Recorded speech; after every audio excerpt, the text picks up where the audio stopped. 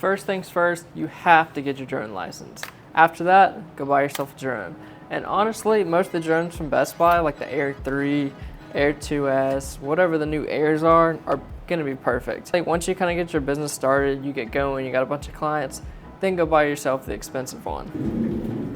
Next thing I would do is just go online and look at other realtors' photos. Look at professional photos that other photographers have shot for realtors in your area or just in other areas. Just kind of get an idea of what the realtors are looking for. They're gonna want that top-down angle, side angle, show the shopping nearby, restaurants, or if there's a school, or if you've got to add a marker, add lines around a photo. There's all different things. You got to kind of learn what angles realtors are looking for, but looking for inspiration online is going to help you a lot. One thing that I did when I first started out is I just shot tons of photos of my own house. Went around, got the top-down angle, did all the side angles, went kind of far up, showed the whole property as a whole. Just got a ton of photos just so I can go back, edit, have some example photos to show their realtors. That'll help you a lot when you're trying to get new clients because you'll have photos to show them of some of your work. Speaking of editing, I would definitely recommend investing in a software like Adobe Photoshop or Lightroom. They're gonna help you get some presets set. So whenever you do drone photos and you're shooting a bunch of properties a day, you can just throw those presets over them, edit them a little bit, export in the certain format they may need for their MLS or their Airbnb listing, or if it's a vacation rental, you're gonna need a certain size for them to be able to upload to their website.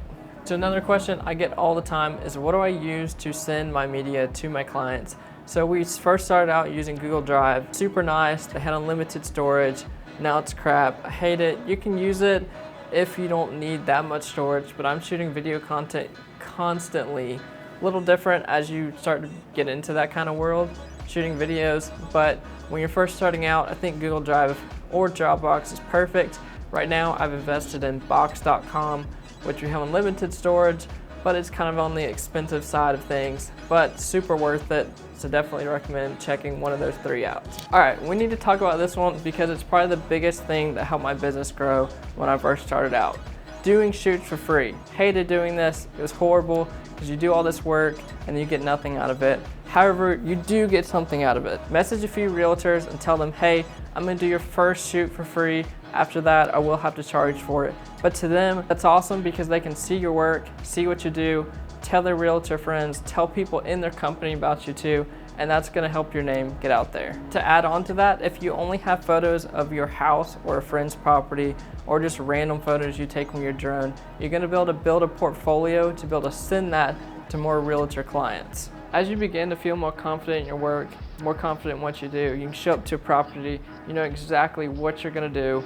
I would definitely recommend driving around your neighborhood, drive around wherever you live, go find realtor signs on the side of the road, message them, call them, come up with a good message to send them that says who you are, what you do, and you'd love to work with them. I did my first real estate photography project about 3 years ago, and now I'm shooting around 4 to 5 properties a day. I also have people I've hired to help me shoot other properties, as well as hired an editor. And I hope you guys can get to this point where you're so busy, you're just knocking out properties. It's pretty awesome. I'm gonna be doing more of these types of videos on real estate photography, how to shoot real estate photography, more of the videography side of things. So if you can, please go like and subscribe, and I'll see you guys in the next one.